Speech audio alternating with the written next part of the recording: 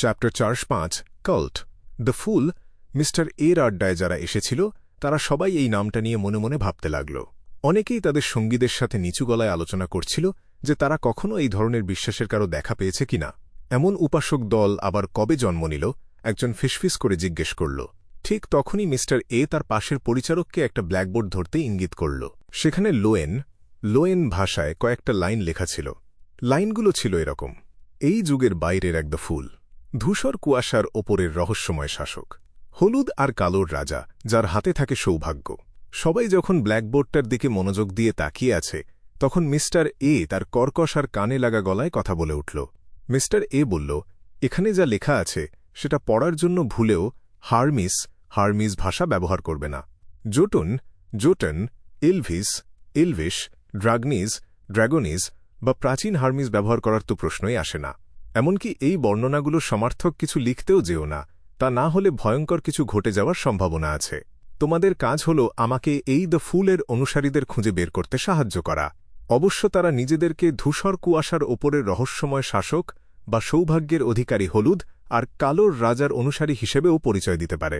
যদি কোনো সূত্র পাও তাহলে সাথে সাথে আমাকে জানাবে। আমি তোমাদের এমন পুরস্কার দেব যা তোমাদের কল্পনার বাইরে। এই বর্ণনাগুলো শুনে তো মনে হচ্ছে কোনো এক অবিশ্বাস্য অস্তিত্বের কথা বলা হচ্ছে। আমি শুধু ৭ ঈশ্বরের প্রাচীন ধর্মগ্রন্থে এই ধরনের বর্ণনা দেখেছি। আড্ডার একজন সদস্য বিস্ময়ে চিৎকার করে উঠল। তার সঙ্গী মাথা নেড়ে বলল, অনেক কাল্ট যে সত্তাগুলোতে বিশ্বাস করে তাদের বর্ণনাও প্রায় একই রকম হয়। এটা কি আসলেই কোনো কাল্ট? আড্ডার বাকি সদস্যরা তাদের আলোচনা শুনে অবাক হল। সম্ভবত। সাধারণত যখন আমরা স্পিরিট ওয়ার্ল্ড থেকে কোনো প্রাণীকে ডাকি তখন তার বর্ণনায় ৩টি লাইন থাকে, যার একটিতে বলা হয় সে কার আশীর্বাদ পুষ্ট বা সে কার অনুসারী। এই ফরম্যাটটা মোটেও তেমন নয়। অতীন্দ্রিয়বাদে অভিজ্ঞ একজন সদস্য ব্যাখ্যা দিল। সবাই যখন উত্তেজিত হয়ে কথা বলছিল তখন ফোর্সওয়াল প্রায় বোবা হয়ে গিয়েছিল। এটা কি মিস্টার দ্য ফুলের সম্মানসূচক নাম নয়? যদিও এটা লোয়েন ভাষায় লেখা হয়েছে, কিন্তু সে নিশ্চিত যে এটাই সেই নাম। মিস্টার এ কেন মিস্টার দ্য ফুলের অনুসারীদের খুঁজছে? এর পেছনে কি অরোরা অর্ডার আছে? ফোর্সের মাথায় হাজারটা চিন্তা ঘুরপাক খাচ্ছিল।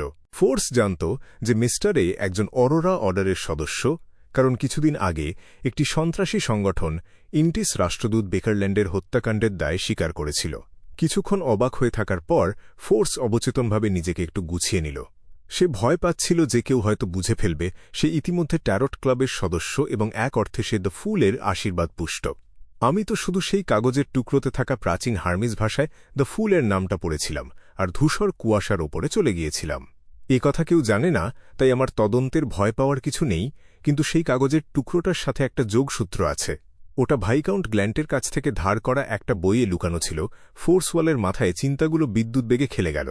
এই যুগের বাইরের এক দ্য ফুল, এই কথাটাই কি সেই কাগজে লেখা ছিল না? আমি তো এমনকি একটা অশুভ আত্মার স্বপ্ন দেখেছিলাম। একই সময় জিওর মনে পড়ল সেই ঘটনার কথা যা তাকে খুব ভয় পাইয়ে দিয়েছিল। কিন্তু বাউন্টি হান্টার হিসেবে দীর্ঘ অভিজ্ঞতার কারণে সে তার চেহারায় কোনো অস্বাভাবিক ভাব প্রকাশ করল না। এরপর জিওর মনে পড়ল সেই কাগজের টুকরোটা কোথা থেকে এসেছিল। ওটা history of the Lowen kingdoms aristocracy বইয়ের আলমারিতে লুকানো ছিল। সেই বইটা ভাইকাউন্ট গ্ল্যান্টের লাইব্রেরি থেকে ধার নেওয়া হয়েছিল। হঠাৎ ফোর্স এবং জিও উভয়ের মাথায় একই সাথে একটা নাম ভেসে উঠল, ভাইকাউন্ট গ্ল্যান্ট। ঠিক সেই মুহূর্তে ভাইকাউন্ট গ্ল্যান্ট ব্ল্যাকবোর্ডের দিকে তাকিয়ে বেশ আগ্রহের সাথে নিজেকেই বলল, এই সম্মানসূচক নামটা বেশ বিরল, কিন্তু শুনতে খুব রাজকীয় মনে হচ্ছে। কথাটা শেষ করেই সে বিভ্রান্ত হয়ে পাশে তাকাল এবং ফোর্স ও জিওকে জিজ্ঞেস করল, তোমরা আমার দিকে ওভাবে তাকিয়ে আছো কেন? কিছু না। জিও এবং ফোর্স একই সাথে দ্রুত মাথা নাড়ল।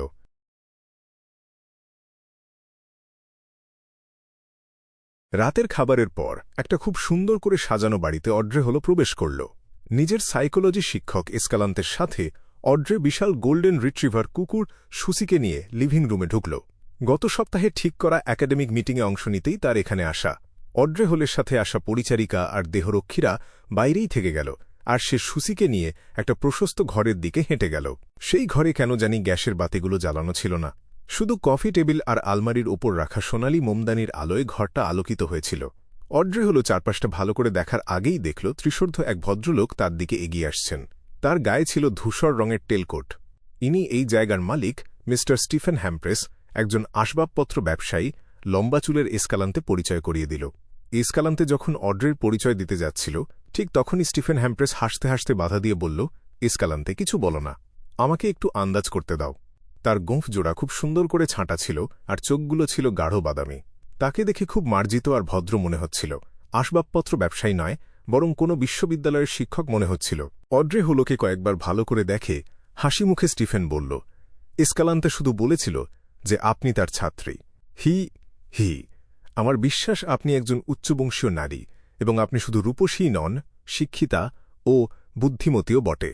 আপনার জীবনযাত্রার মান কমে যাওয়া নিয়ে আপনাকে মোটেও দুশ্চিন্তা করতে হবে না।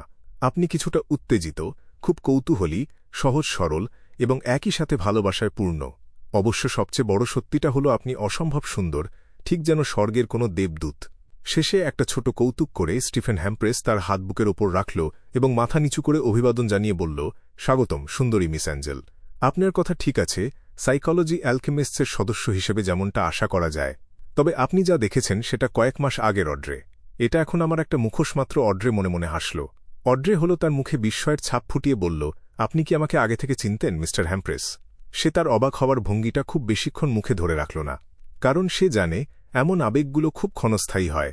যদি কেউ কয়েক সেকেন্ড ধরে অবাক হয়ে থাকে, তবে বুঝতে হবে সে অভিনয় করছে। অড্রে আগে এটা খেয়াল করেনি, কিন্তু এতদিন অন্যদের অভিনয় দেখতে দেখতে সে নিজেও অনেক নিয়ম শিখে ফেলেছে। না, আমি এখনও আপনাকে চিনি না। এটা শুধু একজন মনোবিজ্ঞান অনুরাগীর প্রাথমিক পর্যবেক্ষণ ক্ষমতা। স্টিফেন হ্যাম্প্রেস হাসল। তার কথা শেষ হওয়ার আগেই অড্রে চারপাশ দেখে নিজের সিদ্ধান্ত নিয়ে ফেলেছিল। তার পোশাক আর ঘরের সাজসজ্জা দেখে বোঝা যাচ্ছে সে মানুষের কাছে নিজের ইমেজ নিয়ে খুব সচেতন। তার বাম হাতের আংটির নীলাটা ছোট নয়, কিন্তু সেটার মান খুব একটা ভালো না। ওটার ওপর কোনো চিহ্ন বা জাদুর সিল নেই। তার আর্থিক অবস্থা যতটা সে দেখাচ্ছে ততটা ভালো নয়। সে আসলে খুব অহংকারী। যদিও সে এখন খুব উৎসাহ দেখাচ্ছে, কিন্তু তার দাঁড়ানোর ভঙ্গি আর পায়ের দিকের অবস্থান দেখে বোঝা যাচ্ছে সে আসলে অনেক কিছু নিয়ে উদ্বিগ্ন এবং খুব সাবধানে কথা বলছে। সে আমার রূপের প্রশংসা করল ঠিকই, কিন্তু যেভাবে একজন পুরুষ একজন নারীর দিকে তাকায় সেভাবে নয়। তার চেহারায় প্রসাধনী ব্যবহারের চিহ্ন আছে, এমনকি তার ভ্রুও আঁকা। তার এই সাজগোজ করার ক্ষমতা আমার পরিচারিকা সোলিয়ার মতো ভালো নয়। কিন্তু আমার চেয়ে ভালো সে যে পারফিউম ব্যবহার করেছে তা হল কনফিউশন, যা আমি আগে শুধু নারীদের ব্যবহার করতে দেখেছি। হ্যাঁ, সে সম্ভবত পুরুষদের পছন্দ করে, এবং সম্পর্কের ক্ষেত্রে সে নিজেকে নারী সুলভ মনে করে। একই সাথে অড্রে খুব নিপুণভাবে নিজের আগ্রহ প্রকাশ করল। আপনার মতো পর্যবেক্ষণ ক্ষমতা যদি আমার থাকত মিস্টার হ্যাম্প্রেস। কথা বলার সময় অড্রে হল মুখে মিষ্টি হাসি ধরে রাখল। এরপর স্টিফেন আর এসকালান্তের সাথে সেই ঘরের বাকি ৭-৮ জনের সাথে পরিচয় হল। অতীন্দ্রিয়বাদ আর মনোবিজ্ঞানের প্রতি আগ্রহী এই মানুষগুলো হয় কোনো দরিদ্র আভিজাত্য পরিবারের সন্তান, নয়তো বিশ্ববিদ্যালয়ের অধ্যাপক বা খুব ধনী কোনো ঘরের সন্তান। যেমন এক যুবকের বাবা বেকল্যান্ডের সবচেয়ে বিখ্যাত ফিলিপ ডিপার্টমেন্টাল স্টোরের মালিক। পরবর্তী আলোচনায় অড্রে বেশিরভাগ সময় শুধু শুনেই গেল।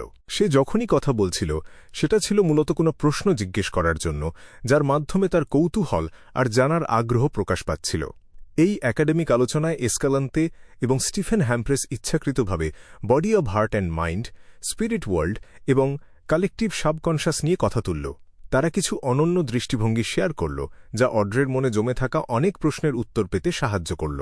আলোচনা শেষ করে ঘর থেকে বের হওয়ার পর অড্রে হল তার পাশে থাকা এসকালান্তের দিকে তাকিয়ে খুব সহজভাবে জিজ্ঞেস করল, মিস এসকালান্তে, আমি কবে মিস্টার হ্যাম্প্রেসের মতো মনোবিজ্ঞানে দক্ষ হতে পারব?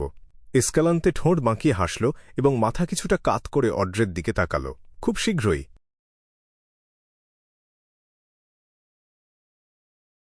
রাতে ঘুমাতে যাওয়ার ঠিক আগে ক্লাইন মোরেত্তি আবারও সেই ধূসর কুয়াশার ওপরে হাজির হল। কিছুটা ঘুম ঘুম ভাব থাকলেও মিস ম্যাজিশিয়ান বা ফোর্সের দেওয়া খবরটা শুনে তার ঘুম এক নিমিষেই উড়ে গেল। অরোরা অর্ডার কি তবে দ্য ফুল এর কথা জেনে ফেলেছে? তারা আমার সম্মানসূচক নামও জানে। তবে কি ট্রু ক্রিয়েটর আমাকে লক্ষ্যবস্তু বানিয়েছে? ক্লাইন মোরেত্তি সোজা হয়ে বসে পড়ল, যেন সে কোনো আক্রমণের মুখোমুখি হতে যাচ্ছে। সে দ্রুত তার শেষ চিন্তাটা বাতিল করে দিল। যদি ট্রু ক্রিয়েটর তাকে আসলেই খুঁজে পেত, তবে মিস্টার এ হয়তো অনেক আগেই গ্যাসের মিটারের পয়সা নেওয়ার উছিলায় তার বাসায় হাজির হতো। এমনকি কোনো সেন্টও চলে আসতে পারত। তার মানে তারা শুধু দ্য ফুল এবং তার সম্মানসূচক নাম সম্পর্কে জানে, আর সেই সূত্রগুলো বেকল্যান্ডের দিকে ইঙ্গিত করছে খবরটাকে ফাঁস করল। ক্লাইন ভুরু কুঁচকে চিন্তা করতে লাগল। খুব শীঘ্রই সে একটা সম্ভাবনা খুঁজে পেল। লিটল সন কিছুদিন আগে আমার সম্মানসূচক নাম জপ করেছিল, আর সেটা ঘটেছিল যখন সে একদল অনুসন্ধানকারীর সাথে ছিল যারা ট্রু ক্রিয়েটরের দ্বারা কলুষিত হয়েছিল। সে একটা বলিদান অনুষ্ঠান করেছিল, এবং সেখানে সম্ভবত দ্য ফুলের সাথে সম্পর্কিত কিছু চিহ্নও ছিল। সেই প্রাচীন প্রাসাদটি ধূসর কুয়াশার ওপর জেগে উঠেছিল, তাই ট্রু ক্রিয়েটর সম্ভবত দ্য ফুলের অস্তিত্ব অনুভব করেছে এবং নিশ্চিত হয়েছে যে আমিই সেই ব্যক্তি যে তাকে অপদস্থ, না ঠিক অপদস্থ নয়, উত্ত্যক্ত, না এটাও ঠিক নয়, নজরদারি করেছি। এছাড়া লিটল সান সেই সময় অল ব্ল্যাক আই ব্যবহার করেছিল, যার মধ্যে ট্রু ক্রিয়েটরের মানসিক কলুষতা ছিল। তার মাধ্যমেই কি তিনি নিশ্চিত হয়েছেন যে আমার অনুসারীরা বেকল্যান্ডে আছে? ভবিষ্যতে আমি আর কখনোই অল ব্ল্যাক আই বাইরে বের করব না। সমস্যাটা মোটামুটি বুঝতে পারার পর ক্লাইন মোরেত্তি অন্য একটা চিন্তায় পড়ল। মিস্টার এ একটা সাধারণ আড্ডায় কেন মিস্টার দ্য ফুলের অনুসারীদের খোঁজে পুরস্কার ঘোষণা করল? সে কি আসলেই বোকা, নাকি এটা কোনো টোপ? দীর্ঘশ্বাস ফেলে ক্লাইন ভাবল, অরোরা অর্ডারের সদস্যরা সবাই এক একজন উন্মাদ। তাদের মাথা ঠিকঠাক কাজ করে না, তাই তাদের আসল উদ্দেশ্য বোঝা অসম্ভব। কথায় আছে না, আমি পাগল হলে তুমি কখনোই বুঝতে পারবে না আমি কি ভাবছি।